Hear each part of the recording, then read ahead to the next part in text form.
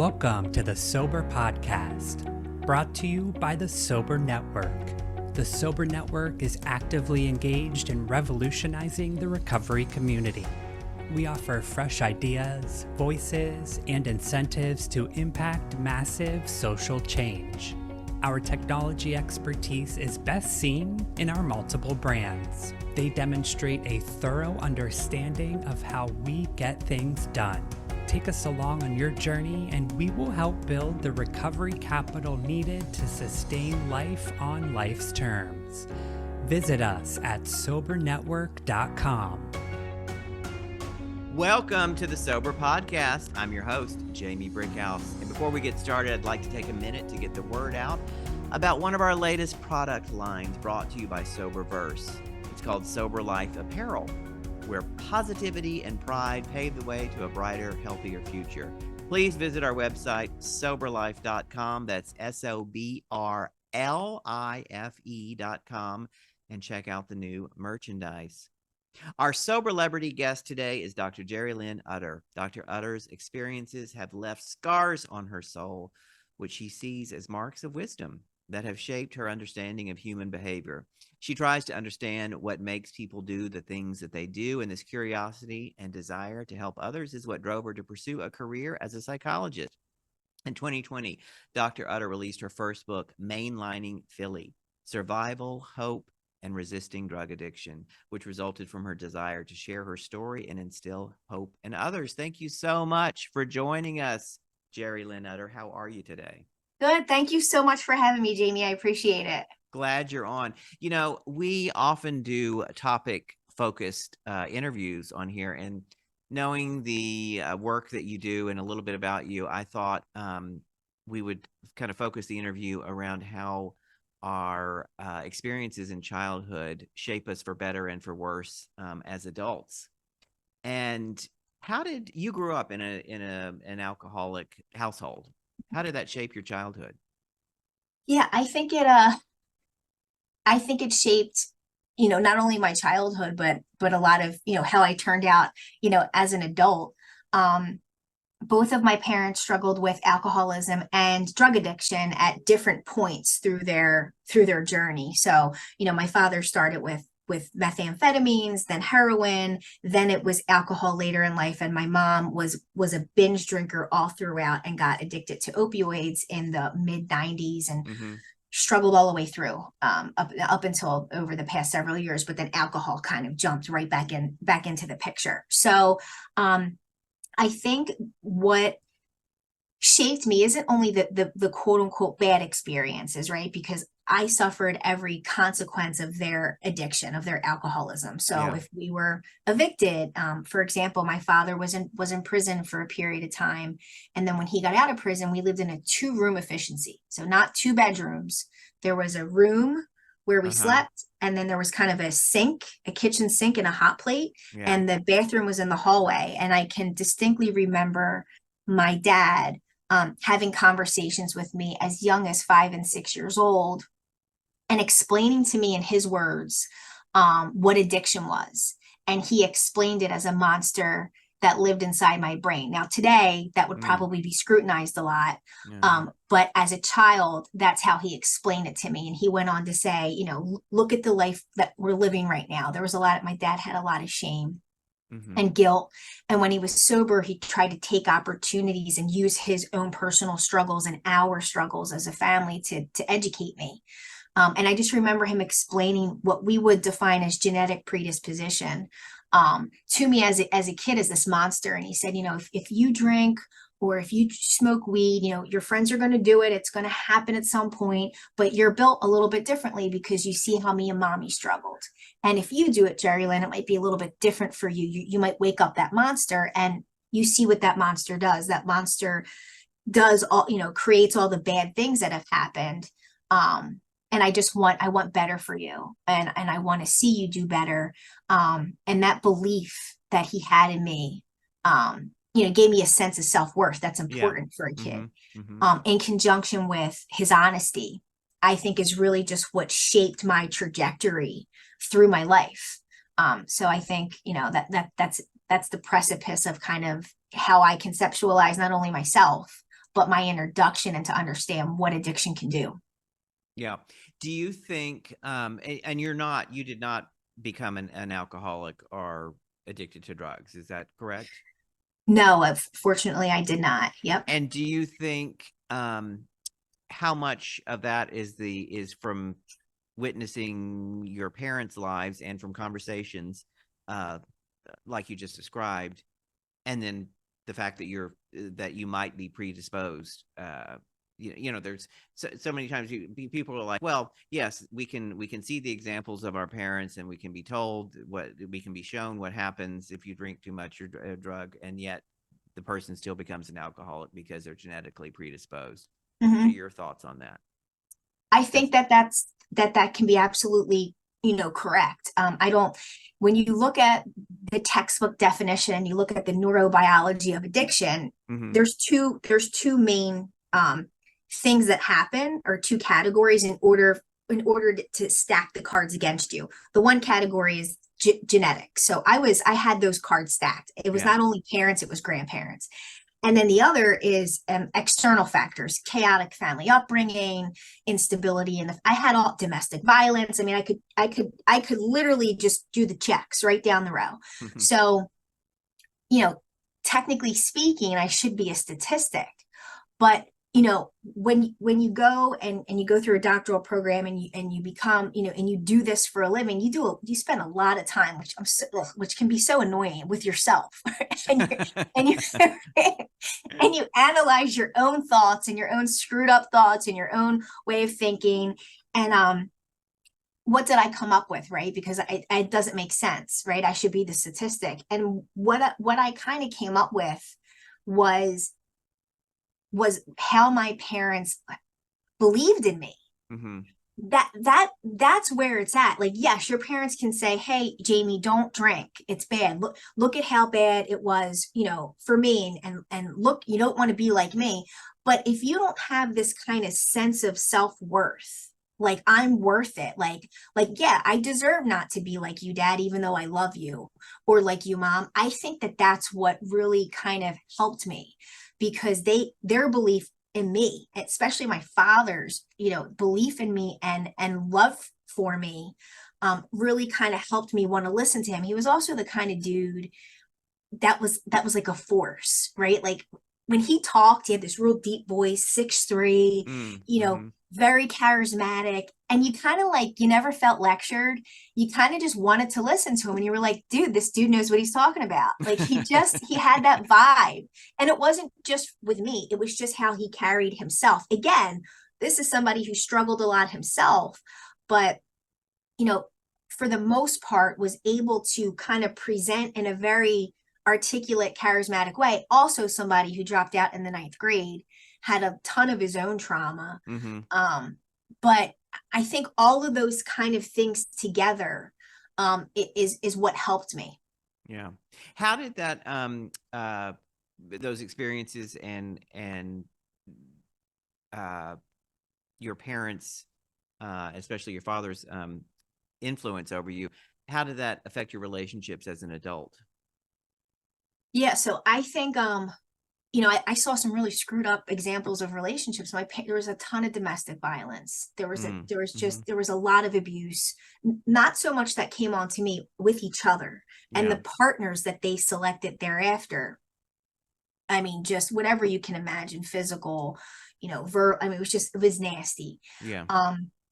So I think when it comes to my own relationships, I had my mom, right? So I had my dad doing this whole self-worth education thing.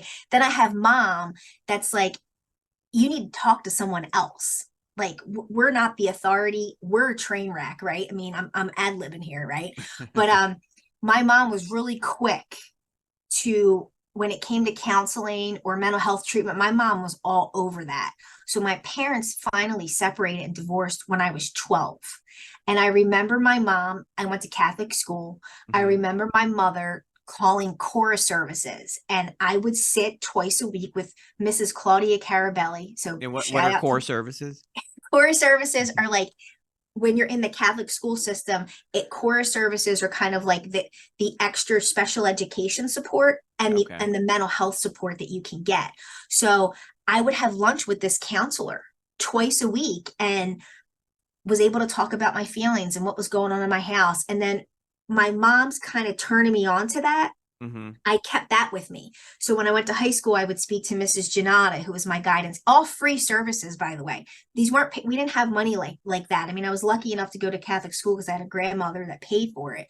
But like, so I learned at an early age that seeking treatment and talking to somebody else is helpful. So I took that all the way through my education and into my 20s when I started to engage in therapy. And I think that's what kind of helped as far as like my relational dynamics with other people, because it's a lot of what I talked about in therapy, my relationship with my parents, my relationship with partners. Yeah. So I think that helped. And you know what? We're going to take a quick little commercial break. Everyone stick with us and we'll be back in just about 15 seconds. Hi, everyone. Nate Kelly here, producer of the Sober Podcast. Head over to soberpodcast.com for more information on the show and for a library of all of our past episodes with your favorite Soberlebrities. All of our episodes are available in both video and audio format, and you can also register as a guest and apply to be featured on the podcast. Thank you so much for downloading today's episode and for continuing to support both the Sober Podcast and our Sober Network. Jamie, back to you. And we're back talking to Geri-Lynn Utter. Tell us about how, the name of your book is Mainlining Philly, Survival, Hope, and Resisting Drug Addiction. Tell us how Philadelphia plays such a large role in your story, beyond just the fact that you grew up there. Yeah. So I grew up I feel like it's important to kind of share with folks that I grew up in two different sections of Philadelphia. One's the Northeast section of Philadelphia, which is more kind of blue collar. And the other section of Philadelphia is the Kensington section of Philadelphia, which is all over, splattered these days, all over the news, as far as, being the largest open air drug market on the East Coast, if not maybe the country. So why is that important? It's important because my dad, when my parents separated, we were in that neighborhood when we were living in the 2-room efficiency, got out. And then at 12, 13, my dad buys this bar. He names the bar Utter Nonsense, by the way, after my last name. And the bar, right. And the bar is total. And he bought this bar when he was sober? Bought this bar when he was sober. And it's literally, when I tell you, Jamie, it's like, it's at the center of the epicenter itself of all the tragedy that you're seeing down there. I'm not exaggerating. Yeah. So my dad wouldn't let me out. We lived above the bar and he would not let me outside. He's like, neighborhood's bad. You can't go out, but I'll teach you how to 10 bar. So at 14 and 15, I'm behind the bar in my Catholic school uniform and he's teaching me how to 10 bar. The clientele was mainly working people, working girls that were, prostitutes and Johns, and their Johns and, kind of just some neighborhood folks. My dad did have a little bit of morals and he didn't let the dealers deal out of the bar, which led to, led to us some boundaries. Yes. Even though we got stuck up at gunpoint twice for that, but we'll leave that aside. But that was, talk about getting a front row seat. And my dad, was very, empathetic. I remember because all the different people would come in, and I remember this one working girl specifically, Sarah, came in and she had like a medical paper with her, and she showed my dad, Jerry. My dad's name was Jerry too. Jerry, look at this. Can you believe this? And he's like, Sarah, what the hell are you showing me? Come on, it's late. I'm trying to close. What do you want? And I'm watching my father have this conversation with her, and he looks at it and his face gets kind of sullen. And here it's her HIV test results that she was positive for HIV. And he goes, Sarah, what? And I'm like, why are you showing this to me? And she goes, because Jerry, you're the only person I knew that would actually care about me and care, that this is happening in my life. And he did, and he would, my dad's the kind of person that would try to help anybody out, even though he was so terrible to himself. He didn't help himself out a lot.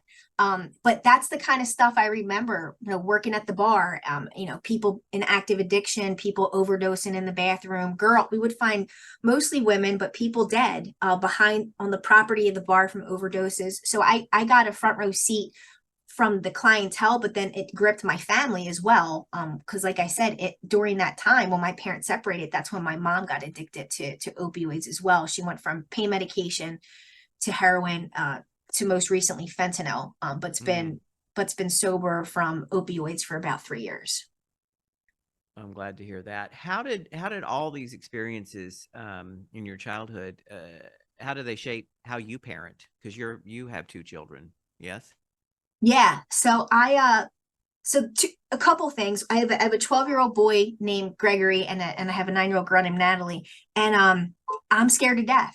Because when you parent, right, or at least when I parent, I want to give my kids everything I didn't have, right? But that doesn't inoculate them or protect them from the world that is, just because I'm able to provide better. So I start the conversations early, just like my dad did. At 5 and 6 years old, I'm talking to them about it. And sadly, my mom has there's a lot of transfer addiction. So my mom went from opioids to alcohol again. And they love my mom because my mom has had longer periods of sobriety, but they see it. Yeah. And yeah. I don't hide it. So it's not where I'm hiding it. I'm talking to them about it because they see it. And I'm using my mom the way that they use themselves with me to educate my children, and explain to them why maybe I don't drink a lot. I don't have a drink here and there, but I'm scared to death. So it's not like I have this magic formula where I'm like, oh, I'm not, like, I'll have a drink. And then in my mind, I hear my dad still, and I'm in my 40s. I hear my father, because I'm afraid that it can still happen. It doesn't matter what age. So I take the opportunity to educate my kids and to be honest with them as well.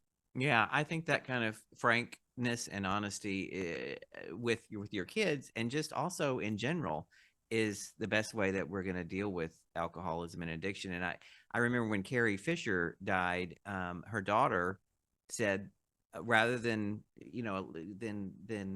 sidestepping the issue, she just said, my mother died from her addiction and mental illness. She lost the battle with those and it was so much better, I think, to just say outright what happened. Yeah. And how did you end up in the field of psychology? Because that was not planned. No.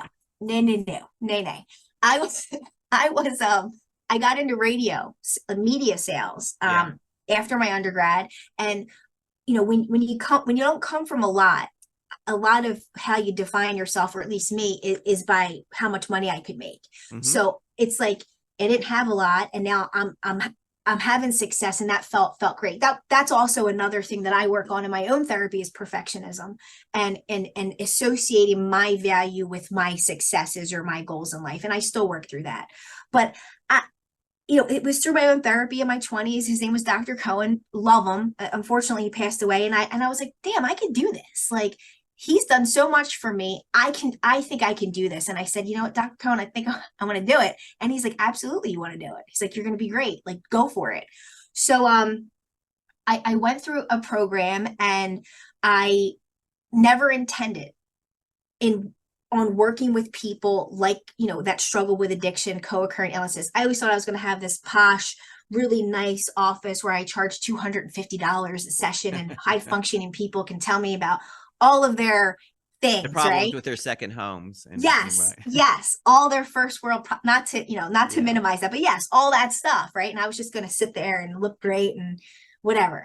And literally those clinical rotations would be listed where you could go. And it was like a mosquito or a moth to a flame. Like, I went right toward juvenile detention, anything that was like in a forensic setting, in a jail setting, any population that was completely discarded or stigmatized in any way. They were my people. Like that's where I felt comfortable. And I would, go into the jails and sit across from people and do psych evals and meet with them and talk with them. And it made me feel good. So yeah, it's great that I do this, but don't let anybody get it twisted. We do things to help others because it also helps us. So in a weird way, I felt like I was among my tribe. Right. And I felt very comfortable because they reminded me of my own family and a lot of the people that I grew up with. And if I could sit and listen to them for an hour and a half or evaluate them and help them get access to the right treatment, that made me feel good, knowing that I was able to make them feel good, if even for a few minutes. Which brings us full circle to our topic of how, our childhoods shape our adult lives for better and for worse. And in your case, it looks like it's mostly for better, that the way you've come out of this. What is and now we ask, this is our final question that we ask almost all of our guests. And of course, most of our guests are usually people, alcoholics and addicts in recovery. What is the best lesson you've learned in sobriety or recovery, and how did it help you? But we'll put a twist on that. What is the best lesson you've learned working with others to achieve recovery, and how did it help you? The best lesson that I've learned is that you don't know everything. And that it's very important to keep an open mind. It's very important to remain humble, and really listen and talk to people who are struggling, because no person's story is the same, even though they may think it is. So I think that that's imperative. I also feel it's very important, if you're going to do this work, to always remain non-judgmental and to remain appropriately empathetic. Because you, as a professional, as a mental health professional, may be the only person left in their corner because of everything that's happened. So you don't know it all. Don't act like you know it all. Remain humble and remain empathetic. Fantastic lesson to end a fantastic interview. To all our listeners, thank you for your continued support. Visit us on soberpodcast.com and all places where you find major podcasts to leave us a review, sign up for our mailing list. You will also find the contact information in the show notes for our guest, Dr. Geri-Lynn Utter, and you'll also find out how you can order her marvelous book, Mainlining Philly. I'm your host, Jamie Brickhouse, and you can find me every day on TikTok, Instagram, Facebook, where I tell a true story in high heels, and I'm also the author of Dangerous When Wet, a memoir of booze, sex, and my mother. Thank you again for joining us, Dr. Geri-Lynn Utter, and thanks all of you for listening, and join us next week for a new episode. Thank you for joining us for this episode of the Sober Podcast. We hope that you have found this episode helpful and look forward to you joining us next time. As we continue to grow and implement positive change, we hope that you'll share our podcast with your friends and loved ones. They can find us on all the major podcast directories or at soberpodcast.com. If you have an idea for the show, want to leave positive feedback, ideas, or comments, connect with us at soberpodcast.com. You can also reach out to us on our social media platforms in the Soberverse. We'd love to hear from you. A special thanks to all those who make this show happen. Jamie Brickhouse, our host, Chrissy Senopol, our social media manager, our sponsor, Dr. J and the Sober Network, and me, I'm your executive producer, Nate Kelly. Join us next Saturday for another story of hope and resilience with a notable Soberlebrity. And until then, remember that we here at the Sober Network are driven by our mission to help people get sober and stay sober. Bye for now.